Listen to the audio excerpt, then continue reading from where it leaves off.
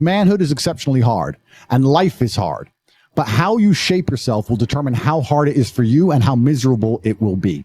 As a man, there is no easy life. Your life is not about being easy. Your life is not about being happy. Your life is always going to be difficult. All of the pain you feel, all of the sadness you feel, you're supposed to feel as a man, and you have two effective binary choices. You either go through the suffering and go through the trauma and go through the hardship it takes to be a man of value, or you suffer eternity as a nobody.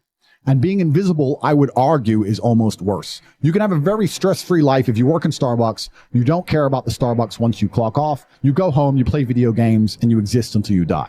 That's stress-free, but you have to suffer being a nobody. Alternatively, you can go out there into the world, try and implement your mark on the world, work hard, try to get rich, more money, more problems.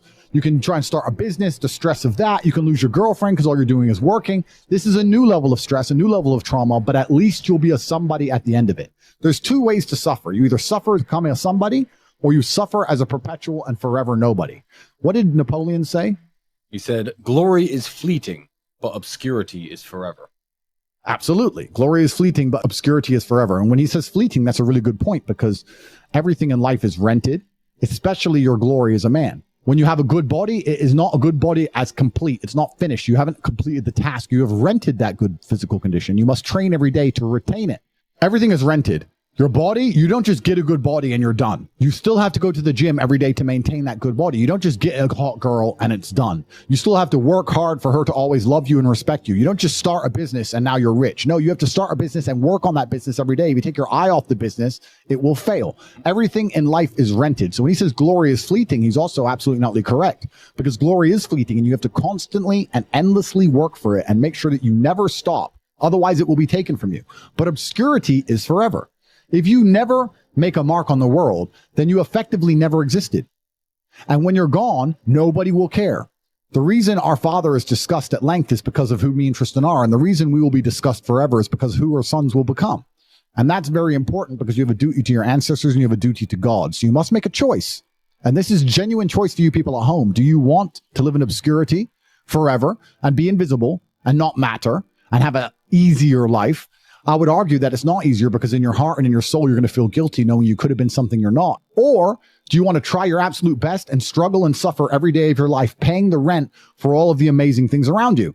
We pay endless rent. We pay rent for our bodies. We pay rent for our relationships. We pay rent to keep our kids. We pay rent to keep our business. We pay rent to keep our freedom. Every single day is work to pay the rent. It's absolutely never ending. And you have to make that choice. So if you have a pen and paper in front of you, you need to decide, do you want to be invisible with a lower rent bill, or do you want to be important and work hard and suffer to make sure that the rent is paid? It's a choice you must make, and it's binary, and you must be extremely dedicated towards the decision you finally make. Absolutely everything as a man is your responsibility.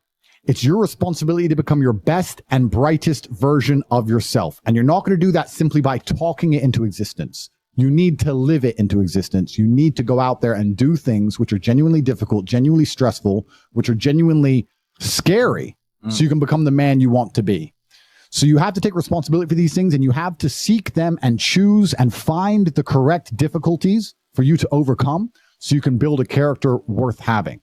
I believe that it's pain that teaches. I don't believe men especially can learn any way besides pain.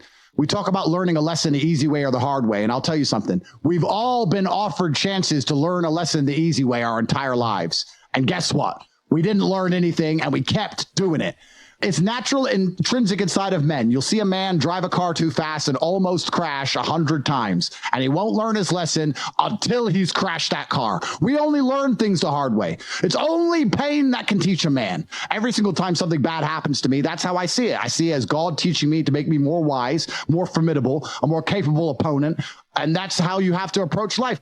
Every single hero in every single movie goes through adversity. There's never been a hero movie where all he does is win. No, to be a hero, you have to suffer. If you're suffering in some degree, even if you're a normal guy with a normal job and you're suffering at your job, or you're heartbroken because your girl left you, or whatever, if you're suffering, that's part of your hero's journey.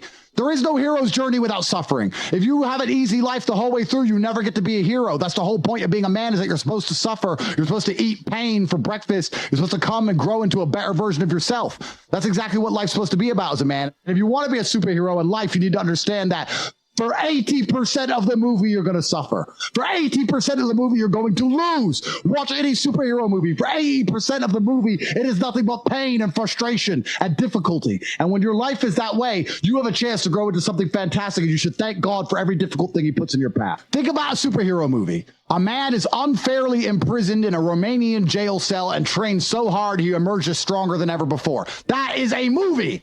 You get to live a movie as a man if all you had was some balls. We are living movie scripts. Why? Because we have bravery. Most men sit there and wonder why they're depressed because you don't get to live a movie. You're not the main character of anything. You're not even a secondary character in anyone else's movie. You're an unimportant nobody because you were afraid your entire life. You've lived like a coward your whole life. You were afraid of what might happen if you have some balls. And then you wonder why you're depressed. I'd be depressed if I was you. Of course, your life sucks. I'd rather go to jail as me than live free as you. Because when you're free, you can't even do anything. You can't go where you want. You're broke. You can't have sex. Girls don't want you. You can't speak because no one listens. So what are you free to do? You're more in jail than I ever was.